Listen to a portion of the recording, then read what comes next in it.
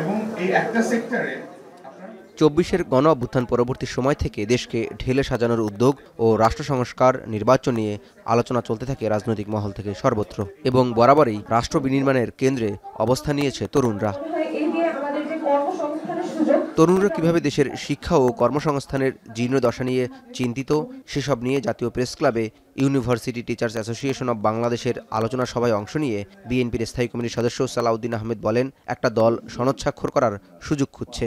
গণভোটের প্রস্তাব বিএনপি বলেও দাবি করেন তিনি। আরও বলেন, জনগণ রায় দিলে কাগজে আদেশ বা প্রজ্ঞাপন খুব গুরুত্ব বহন করে না। যেভাবেই এই আদেশটা জারি করি না কেন, সেটা তো আলটিমেটলি গণভোটের মাধ্যমে সার্বভৌম জনগণের সম্মতি নিয়েই আইনি ভিত্তি দিতে হবে এবং বাস্তবায়ন করতে হবে।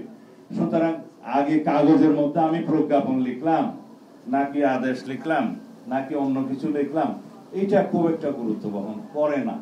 ভবিষ্যতে হয়তো প্রশ্ন উঠবে আদালতে যে ওই জুলাই সনদটা যে প্রকাশিত হয়েছিল সেটা তো বিধি মোতাবেক এই আদেশটা যার জারি করার কথা তিনি জারি করলেন না। একই সময় প্রেস ক্লাবে আসন্ন নির্বাচনে লেভেল প্লেইং ফিল্ড এবং প্রশাসনে আওয়ামী দোসরদের গ্রেফতারের দাবিতে আয়োজিত নাগরিক সমাবেশে অংশ নিয়ে বিএনপির ভাইস চেয়ারম্যান শামসুজ্জামান দুদু বলেন, নির্বাচন নিয়ে বিএনপি ও জামায়াতকে সতর্ক থাকতে হবে। সুষ্ঠু নির্বাচনের জন্য প্রশাসনে ফ্যাসিবাদের দোসরদের অপসারণ করতে হবে। আমাদের দেশকে রক্ষা করার জন্য, স্বাধীনতা রক্ষা করার জন্য, সার্বভৌমত্ব রক্ষা করার জন্য আমাদের সবাইকে তৈরি থাকতে হবে এবং এমন একটা দলকে বাংলাদেশের আগামী দিনে ক্ষমতায় আনতে হবে যারা পরীক্ষিত, যারা বাংলাদেশে মানুষের কথা দিলে কথা রক্ষা করে। ফ্যাসিস্টরা কোনোভাবেই যেন ফিরে আসা, যারা হত্যাকারী, গণহত্যাকারী, যারা লুটেরা, ওই শেখ হাসিনা যদি আবার ফিরে না আসতে পারে সেই দিকে আমাদের লক্ষ্য রাখতে হবে।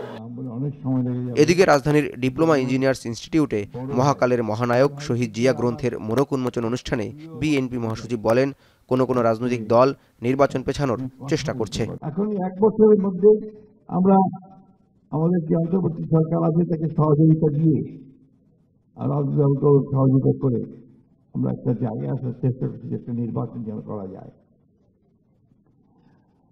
আমি কোন দলকে দোষারোপ করতে চাই না, কোন ব্যক্তিকে দোষারোপ করতে চাই না, কিন্তু হতাশার সঙ্গে লক্ষ্য করি কোন রাজনৈতিক দল নির্বাচন যেন পিছিয়ে যায়, নির্বাচন যেন সঠিক সময় না হয় তার চেষ্টা করছে। সামাজিক মাধ্যমে অপপ্রচার চালিয়ে বিএনপিকে ভিলেন বানানোর চেষ্টা করা হচ্ছে বলেও অভিযোগ করেন মির্জা ফখরুল। বিএনপি এবং ম্যাডামের কাজ কাজ। জাওয়াদ মাহমুদ, এখন, ঢাকা। আপনাকেই বলছি, ইন্স্যুরেন্স করলে সিটিতে সুরক্ষা পাবেন নিশ্চিত।